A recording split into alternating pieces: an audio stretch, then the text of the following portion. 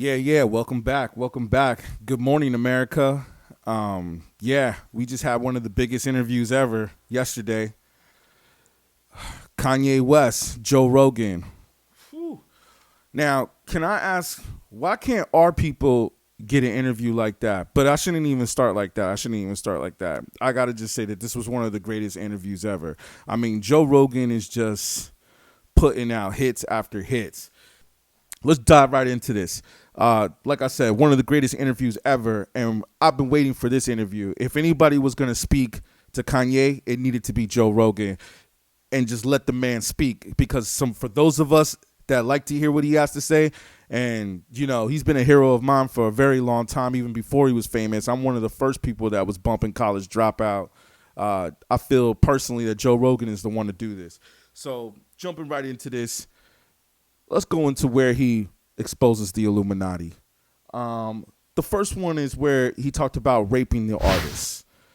You could probably tell these are probably just conversations that he has with people that he works with, people in the industry. But I feel like with this interview, he was giving us an inside look on just what's really going on in the music business.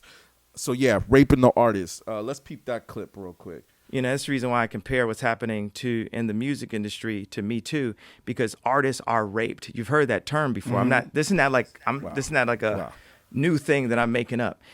The contracts are made to rape the artist. Okay, yeah. So right there, the contracts are made to rape the artist. How many people out there are going out there and saying some reality like that? I mean, I have not heard anybody speak some truth like that. Thank you, Kanye. Thank you, brother, for going out there and saying that. Now, the next thing that I want to jump over to is where he comes in with the Bruce Lee and Brandon Lee theory. Now, some people say that this is a conspiracy theory. I've heard some people say that this was not a conspiracy theory. Can you explain what you're talking about with Bruce Lee and Brandon Lee? Like, what? I lost you there. Okay, so Bruce Lee and Brandon Lee were both murdered. Well, Brandon Lee died in an accident on a movie set. Yeah. But you think it was a murder? I felt that's a conspiracy, right? The conspiracy was that do your research on Brandon. Great actor, did the movie The Crow. It's a cult classic actually, in that opinion. But what happened in that incident was that they said that they took the bullets and switched out the prop movie bullets with real bullets in the gun, and he was killed on a movie set. How does that happen? People? If there wasn't, that definitely, I mean, you can call that a conspiracy theory. This was also an interesting one where I feel that he exposes them. And another thing I wanted to point out was that I noticed that Joe Rogan and Kanye used the word they a lot in this interview. They were using the word they a lot. And I was thinking to myself, who is they? And I feel that he was trying to give the impression that they were trying to shut him down, or take him down, or stuff like that. Let's get into it. I went to go. I got a shot in my hand because just from texting and stuff. So this is the part where he talks about how he posts the picture. So right here, let's go. I post a picture of the screen at the hospital, and then I was asked to take it down. Okay, so right there, where he says that people asked him to take down a photo that he posted on Twitter when he was at the hospital and got something put into his hand or something like that. And he said that he can't even remember who told him to take it down. Now, if somebody told you to take a tweet down, don't you think that you would have remembered who told you to take it down? I don't know. The next one I got to go through is, this is a big one right here, people. This is a big one.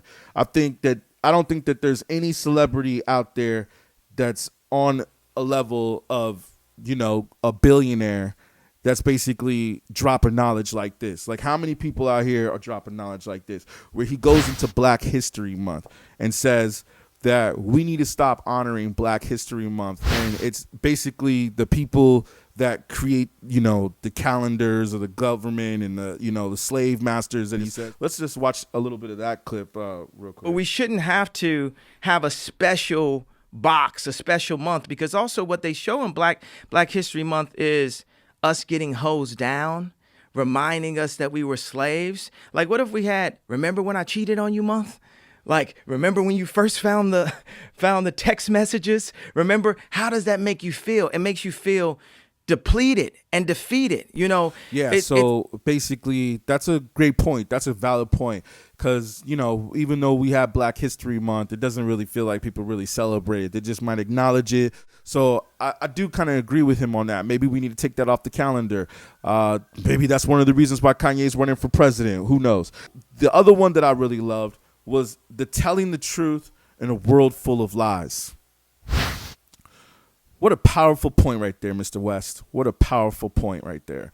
I really think that I even tried to tweet that, and I don't even know Twitter took it down, because I looked at the Twitter account and I didn't see it once it was tweeted. But I had to respond to that once, you know, the interview was posted, and it was just like, wow, what a great point. If we can go to that quick one real quick, that was why do people think there's something wrong with you? I think very three-dimensionally. I don't think in the black and white lines that I've been programmed to think in. So when I talk, it's not a rant, it's a symphony of ideas. And when you collect them, you say, oh, these are all these things that connect. Yeah, you know, I just tell the truth, and telling the truth is crazy in a world full of lies. I love that line right there. Telling the truth is crazy in a world full of lies. Most powerful statement, or one of the most powerful statements I think I've ever heard. I mean, that needs to be on a t-shirt, if anything. The other part that was pretty interesting. I mean, there's so many, like I said, there's so many jewels that he's dropping in here. It's like, where do you begin, man? Where do you begin? I mean, really, the whole interview is like a dropping of jewels. I'm just basically pointing out the parts that stuck out, like I said, to me the most, and the parts that can let you know that I believe that he's exposing some truth right here. I believe this one is about the medication and being sedated. When he went on TMZ and basically said that statement about how slavery is a choice. This is the one that got everybody mad. This is the one that I was speaking to my friends about and having debates with them on, where they were saying, well, what did Kanye mean by that? And what does he mean by slavery is just a choice? And, oh, man, you know, I feel like when he said that, I felt like I got it right away. I knew he wasn't talking about the physical. He was talking about the mental. And I'm so glad that he finally, you know, got a chance to explain that, because, yo, man, some of us, you know, that are on that consciousness, that know, I'm right there with you, brother. I'm right there with you. Like, I feel you. I know exactly what you was talking about. You was talking about the mind over matter. That's what you was talking about. Let's hear that, because the way he says it is so brilliant. They sedated you. Yes. Yeah. And what was the thought process behind it? When you talked to a doctor about this, what did they tell you was wrong with you? Yeah, you know. They told me I was bipolar. And I remember going on TMZ and saying, you know, slavery is a choice. And they medicated me for saying that. You didn't mean people being abducted and brought into slavery and see, it looks put like in Joe Rogan chains got it. Was a choice. What you were talking about is people making decisions that would enslave them financially and enslave their life. Yeah, love that. Okay, so this next part, was one of the wow. This right here was one of the biggest parts of the interviews, where he talks about genocide. And he goes into where I even had to look this up for myself, where he talks about eugenics. And basically, it says that eugenics is a social and political philosophy. It tries to influence the way people choose to mate and raise children with the aim of improving the human species. Eugenics rests on some basic ideas. Negative eugenics aims to cut out traits that lead to suffering by limiting people with traits from reproducing.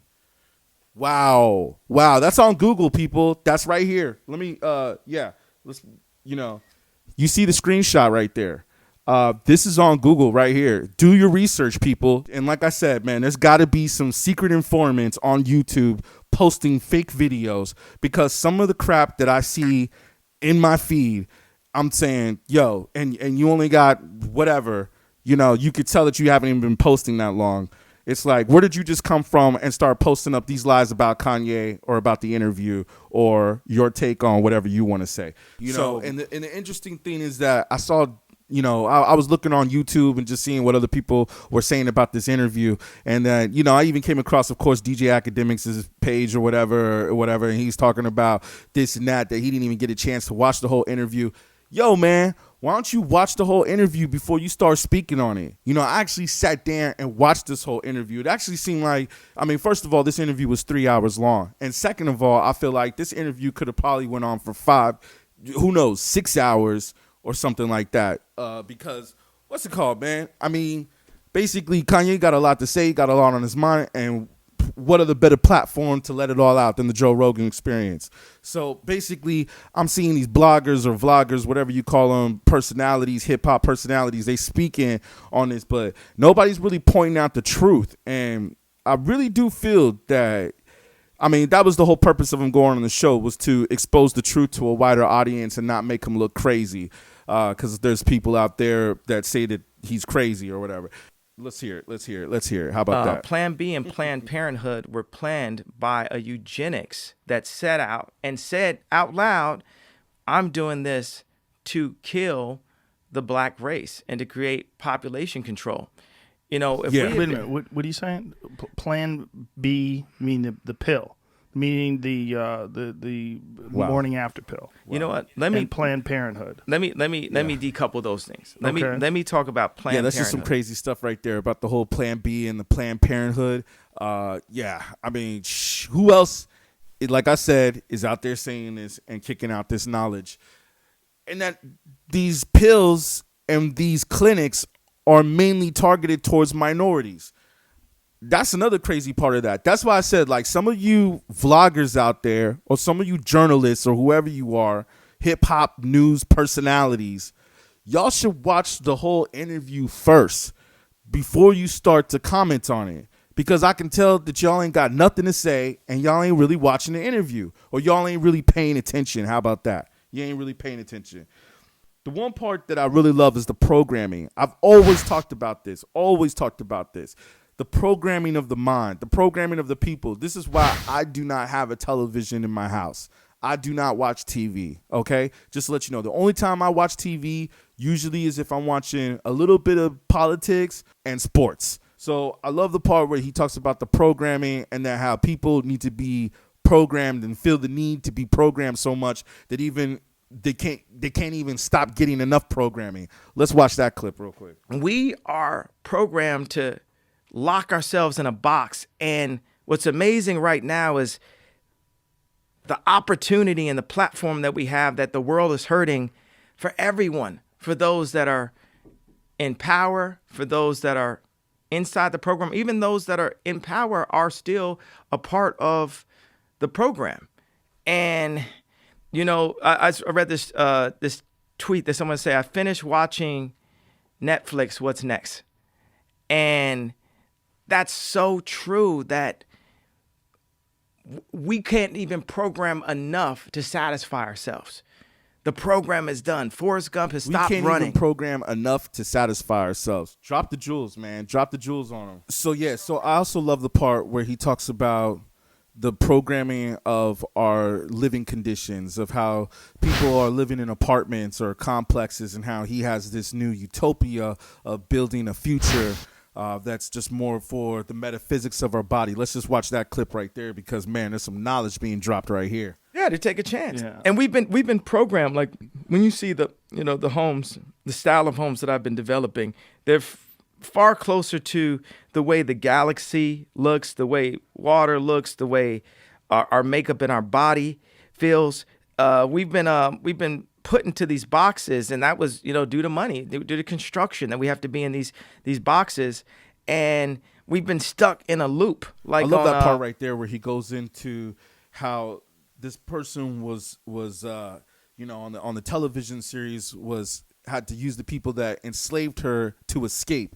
I mean, there's so many metaphors of the Illuminati, of secret societies, of mind control, that were dropped in this interview that if you can't see this or read between the lines, people, I mean, I don't know what to tell you. There's just so much knowledge on here. I mean, because trust me, before this video was shot, I definitely went and did some research on what people were talking about, and there was just it seems like it just went right over people's heads, man. Right over people's heads, man. It's like, come on, pick up a book and read something. Stop just only listening to hip hop. There's more information out there than just what you listening to on TikTok or on hip hop. You know what I'm saying? The other part I really love is how he goes into superheroes and how you're a superhero and your mind has the power of a superhero. You know, and that basically this is the part of you taking over your mind, your thoughts of fear and doubt. That's your kryptonite. I really felt that touched down to me because, you know, like I said, I could just tell that Kanye has definitely read a lot because there's definitely some books that I read that talk about on this theory. Loved it. Let me go to that part right there. And then plus I also love it because he shouts out some of my favorite movies, including, which it has my name in it, Mr. Glass. Let's go to that real quick. But it's like, there's these moments where we do things that seem like superhero level. And I think that's what M. Night Shyamalan was laying out for us with Unbreakable, Glass.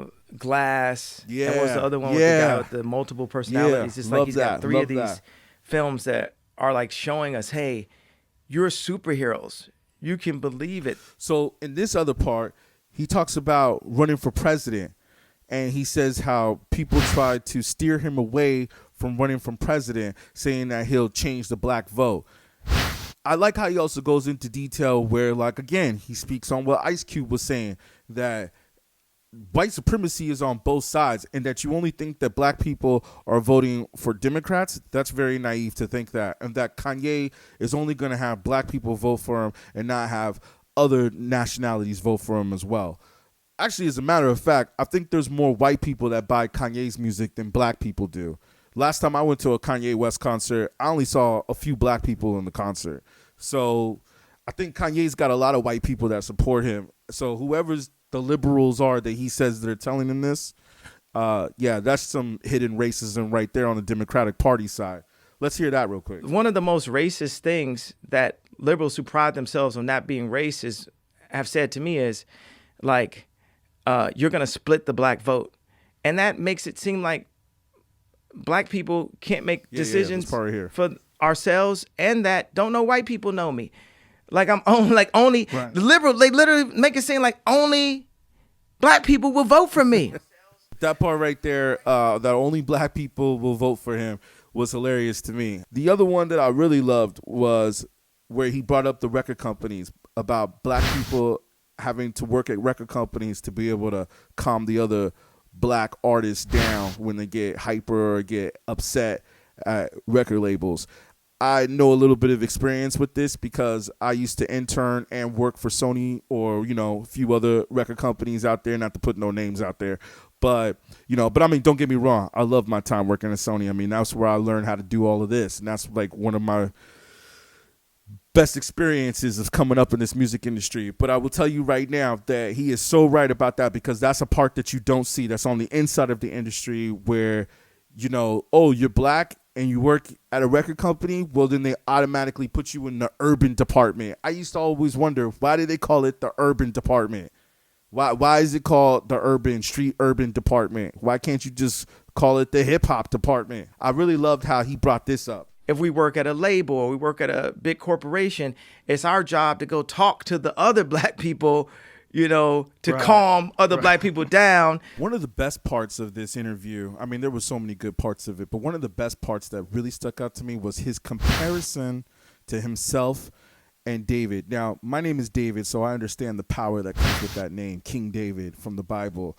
And I really enjoyed and respect his take on David and how he, you know, seems like he compares himself to David and Goliath, that story, where I feel that Kanye sees himself as David and he sees Goliath as these industries or corporations that he wants to take down, these big giants that are hard to take down.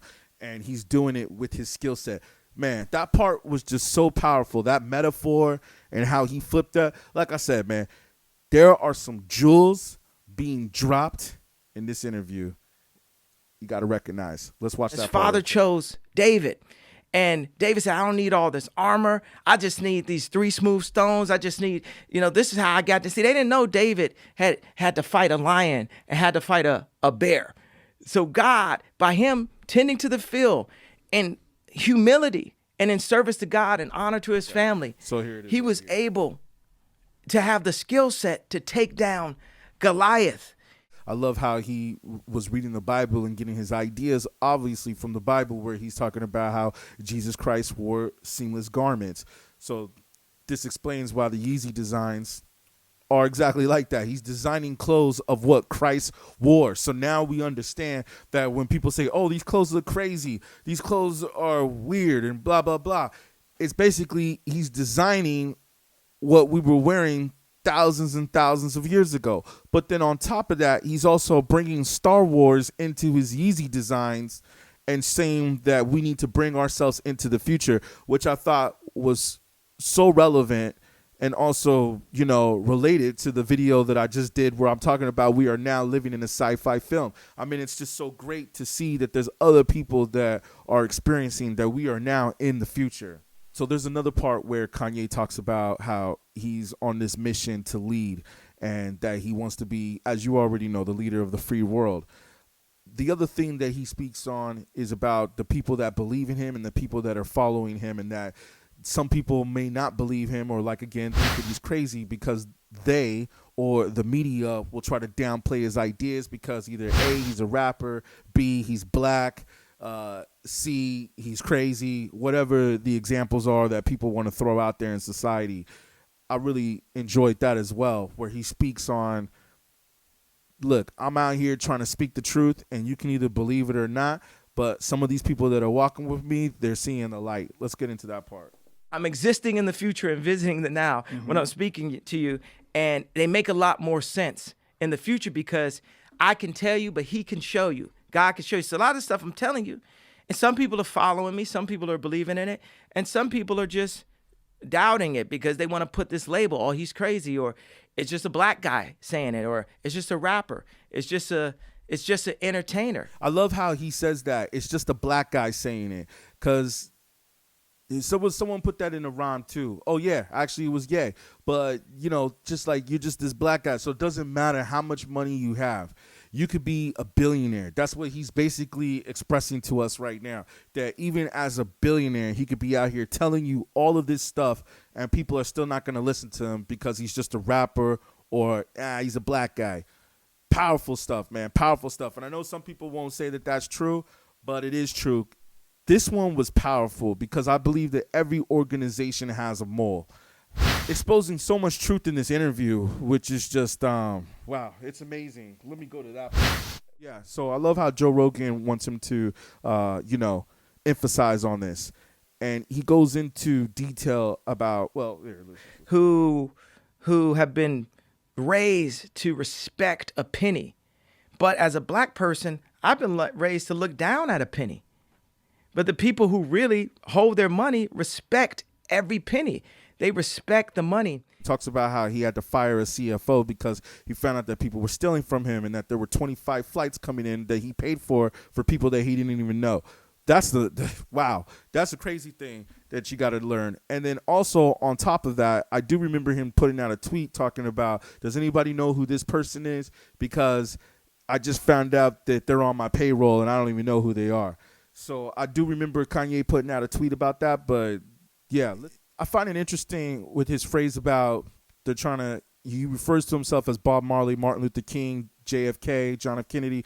It's interesting how he refers himself to these people, not to mention that he also brings up some of the greatest inventors of the past, like Thomas Edison and, Tesla, but he has a lot of references to this, so you can see that he's doing his homework and that he's studying. But the fact that he talks about Malcolm X too as well, and these assassinations that happen, and that it almost seems like he's aware that if you expose too much truth, there is something that could happen to you. Because You know, when I did Sunday service a month and a half ago, it was 25 flights coming in of people I didn't know, because there's criminals in my organization trying to kill Bob Marley, not to JFK or MLK me, but deplete my resources. Deplete his resources. So I love how he goes into his talk about fear and how it's not only just in our thoughts, but it's also what's being put in the food and what's being put in the water. I have heard some other speaks on this, and this is what the purpose of DMT is, to open up that part of your brain that the food and, you know, the water and the toothpaste and the things that we're putting and that we're absorbing is actually taken away from our mind and our mind strategy. Really interesting point. I mean, he's going deep into it here. Just peep this out. And there's all these things, these sharp edges, these corners, these anxieties, these fears, these things put in our food, our diet, our diet of what we consume right here, that turn us old and make us brittle and make us put that fear on our kids. I love how he talks about removing those mental blocks, you know, the mental banners, and just basically remove that fear. That's where the superpower is to remove that fear. I feel that that's another big exposure of the truth that society and they, whatever you want to call it, want to keep you down from, is that they want to try to keep you in fear. I mean, if you even go on Facebook or you look at what's going on in the news, all it is just fear, fear, fear. That's 9 times out of 10 what it's promoting, other than sports and weather, is that it's just promoting fear. That's why, to tell you the truth, I don't even really go to Fox News or CNN anymore for my information. I go to YouTube. This is where I find my news. I feel that there's more people out there that are going to give you information of what's really going on YouTube than there is in the news. So basically, what's the other part? How could we not go back into slavery, right? I mean, that's such a topic that's being mentioned in America today. I think, I wouldn't say more than ever, but it's definitely being mentioned right now. It's being mentioned in the politics. It's being mentioned in the presidential debate with racism, and, you know, but we feel that it all stems from slavery. So let's hear that part real quick. A lot of the specifically these guys, but a lot of the tech guys were able to use the new highways, the new information highways, and create the next frontier of our existence, while the powers of our political system are still anchoring go back to the beginning of this part. Electoral college, which was based around slavery, about the idea of slaves being 3/5 of men. And get this, it wasn't even created by pro-slave. Like I said, there's so many jewels here, but this jewel where Kanye talks about the tech industry and how they're building the new frontier of where we're going to go in the future. I mean, we're talking like 50 years, 100 years from now, and that he's saying that there's still an old philosophy that is written from the slave masters that's still trying to keep us down today. Wow. I mean, that's just boom, boom, boom, boom. That's just so much truth in one sentence.